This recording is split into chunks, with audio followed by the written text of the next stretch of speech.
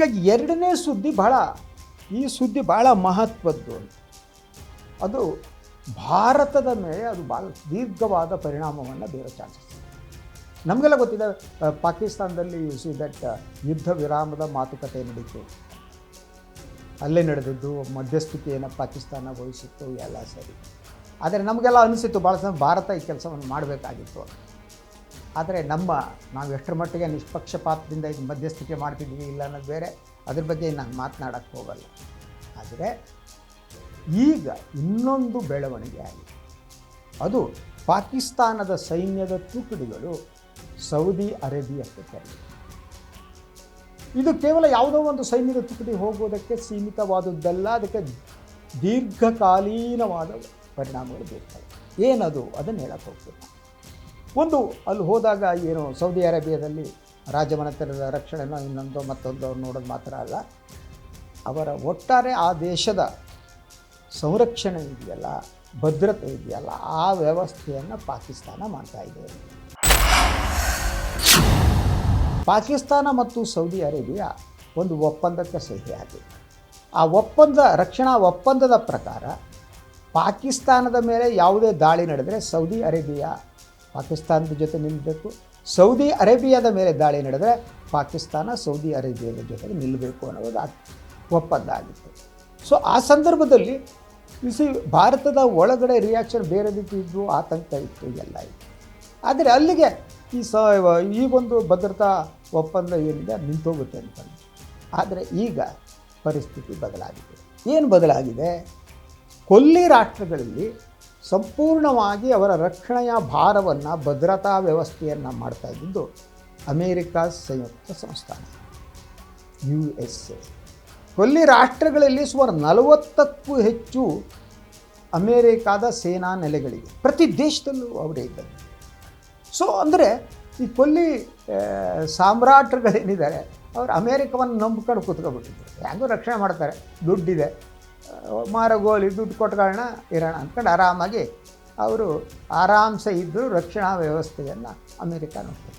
ಆದರೆ ಇಸ್ರೇಲ್ ಜೊತೆಗಿನ ಯುದ್ಧದ ನಂತರ ಪರಿಸ್ಥಿತಿ ಬದಲಾಗಿದೆ.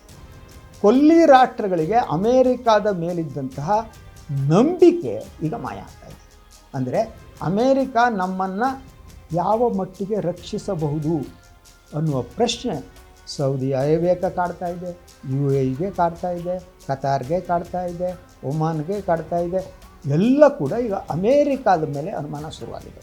ಯಾಕೆಂದರೆ ಇರಾನ್ ದಾಳಿ ನಡೆಸಿದ್ದೇನೆ ಈ ರಾಷ್ಟ್ರಗಳ ಮೇಲೆ ಇರುವಂಥ ಅಮೇರಿಕಾದ ನೆಲೆಗಳ ಮೇಲೆ, ಅಮೇರಿಕಾದ ಕಂಪನಿಗಳ ಮೇಲೆ. ಈ ದಾಳಿಯಿಂದಾಗ್ಬಿಟ್ಟು ಅವರು ಎಕ್ಸ್ಪೆಕ್ಟೇ ಮಾಡಿರಲಿಲ್ಲ ಹೀಗಾಗುತ್ತೆ, ಇಲ್ಲಿ ದಾಳಿ ಮಾಡುತ್ತೆ ಇರಾನ್, ಮಾಡ್ಬೋದು. ಯಾಕಂದರೆ ಏರ್ ಡಿಫೆನ್ಸ್ ಸಿಸ್ಟಮ್ ಭಾಳ ಅದ್ಭುತವಾಗಿರುತ್ತೆ. ಯಾವ ಇರಾನ್ ಏನು ಮಾಡುತ್ತೆ, ಹಾಸ್ಬಿಟ್ರೆ ನಮ್ಮ ಏರ್ ಡಿಫೆನ್ಸ್ ಸಿಸ್ಟಮ್ ಪಡಕ್ಕೆ ಬಂದ್ಬಿಟ್ಟು ಅದು ಕೆಳಗಿಬಿಡುತ್ತೆ. ಇದೆಲ್ಲ ನಂಬಿಕೆ. ಆ ನಂಬಿಕೆ ಹುಸಿಯಾಗಿದೆ. ಆದ್ದರಿಂದ ಈ ನಂಬಿಕೆ ಹುಸಿಯಾದ ಮೇಲೆ ಬಹುತೇಕ ಈ ರಾಷ್ಟ್ರಗಳು ತಮ್ಮದೇ ಆದ ಒಂದು ರಕ್ಷಣಾ ವ್ಯವಸ್ಥೆಯನ್ನು ಮಾಡಿಕೊಳ್ಳಬೇಕು ಅನ್ನುವ ಮನಸ್ಥಿತಿಗೆ ಬಂದಿದ್ದಾರೆ. That is the major. ಅದು ಎಂಥದ್ದು? ಅವರಿಗೆ ಈಗ ಅನಿಸ್ತಾ ಇರೋದು ಬೆಳವಣಿಗೆಯ ನಂತರ ದಟ್ ಹೆಚ್ಚುತ್ತಿರುವ ಇಸ್ಲಾಮಿಕ್ ಫೋಬಿಯಾ, ಅಂದರೆ ಮುಸ್ಲಿಮರನ್ನು ಟಾರ್ಗೆಟ್ ಮಾಡುತ್ತಿರುವಂಥ ಬೆಳವಣಿಗೆ. ಇದಕ್ಕೆ ಆತಂಕಗೊಂಡಿರುವಂಥ ಈ ರಾಷ್ಟ್ರಗಳು ತಾವೆಲ್ಲ ಮುಸ್ಲಿಂ ರಾಷ್ಟ್ರಗಳು ಸೇರಿ ನ್ಯಾಟೋ ಮಾದರಿಯ ಒಂದು ರಕ್ಷಣಾ ವ್ಯವಸ್ಥೆಯನ್ನು ಮಾಡ್ಕೋಬೇಕು. ನ್ಯಾಟೋ ಮಾದರಿ ಗೊತ್ತಲ್ವ, ಈ ಅಮೇರಿಕಾದ ನೇತೃತ್ವದಲ್ಲಿ ಈ ಬಾರಿ ಅದು ಡಿಫಂಕ್ಟ್ ಆಗಿದೆ. ಎಲ್ಲ ಯುರೋಪು, ಅಮೇರಿಕ ಎಲ್ಲ ಸೇರಿ ಅದು ಜಪಾನ್ ಇದೆ, ಅದರಲ್ಲಿ ಇಂಗ್ಲೆಂಡ್ ಇದೆ. ನೇಟೋ ಆ ರೀತಿ ಕೆಲಸ ಮಾಡ್ತಾಯಿತ್ತು, ಜೊತೆಯಾಗಿದ್ದು ಮಾಡೋದು. ಆದರೆ ಈಗ ನೇಟೋ ಆ ಶಕ್ತಿಯನ್ನು ಕಳ್ಕೊಂಡ ಮೇಲೆ ಅಮೇರಿಕ ರಕ್ಷಣೆ ಮಾಡೋದಕ್ಕೆ ಸಾಧ್ಯ ಆಗ್ತಿಲ್ಲ ಅಂತ ಗೊತ್ತಾದ ಮೇಲೆ ಈಗ ಎಸ್ಪೆಷಲಿ ಈ ಮುಸ್ಲಿಂ ರಾಷ್ಟ್ರಗಳು ತಮ್ಮದೇ ಆದಂತಹ ದಟ್ ರಕ್ಷಣಾ ವ್ಯವಸ್ಥೆ ಮಾಡ್ಕೊಳ್ಳೋಕೆ ಮುಂದುವರೆದಿದ್ದಾರೆ. ಅದರ ಜೊತೆಗೆ ಪಾಕಿಸ್ತಾನ ಜೊತೆಗಿದೆ.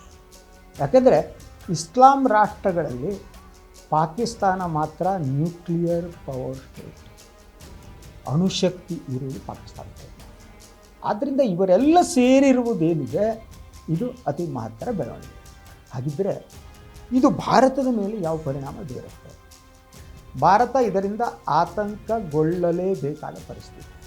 ನ್ಯಾಟೋ ಮಾದರಿಯ ಒಂದು ಒಪ್ಪಂದವನ್ನು ಮಾಡಿಕೊಂಡ್ರೆ, ಈಗಾಗಲೇ ಸೌದಿ ಮತ್ತು ಪಾಕಿಸ್ತಾನದ ನಡುವೆ ಇರುವ ಒಪ್ಪಂದ ಇದೆಯಲ್ಲ, ಒಂದು ದೇಶದ ಮೇಲೆ ದಾಳಿ ಆದರೆ ಇನ್ನೊಂದು ದೇಶ ಅದರ ನೆರವಿಗೆ ಬರಬೇಕು ಅನ್ನೋದು ಇದೆಯಲ್ಲ, ಇದು ಯಾವ ಪರಿಣಾಮ ಬೀರುತ್ತೆ? ಪಾಕಿಸ್ತಾನದ ಸೈನ್ಯ ಪ್ರಬಲವಾದ ಸೈನ್ಯ, ಅವರ ಏರ್ಫೋರ್ಸ್ ಪ್ರಬಲವಾದದ್ದೇ, ನೇವಿ ಪ್ರಬಲವಾದದ್ದೇ. ಆದರೆ ಪಾಕಿಸ್ತಾನದ ಸಮಸ್ಯೆ ಏನಿದೆ ಅದು ದುಡ್ಡಿನದಾಗಿದೆ. ಈಗ ಯಾವಾಗ ಈ ಆಯಿಲ್ ರಿಚ್ ಮುಸ್ಲಿಂ ಕಂಟ್ರಿಗಳು ಮುಂದಕ್ಕೆ ಬಂದು ಒಪ್ಪಂದ ಆಯಿತೋ, ಪಾಕಿಸ್ತಾನಕ್ಕೆ ದುಡ್ಡಿನ ಅಭಾವ ಕಡಿಮೆ ಆಯಿತು.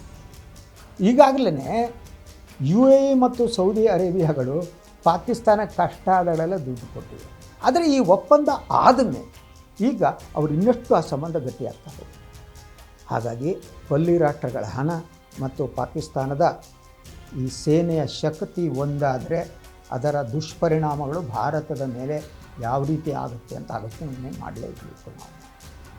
ನಾವು ಆಲೋಚನೆ ಮಾಡದೇ ಇರುವುದಕ್ಕೆ ಸಾಧ್ಯ ಆಗಲ್ಲ.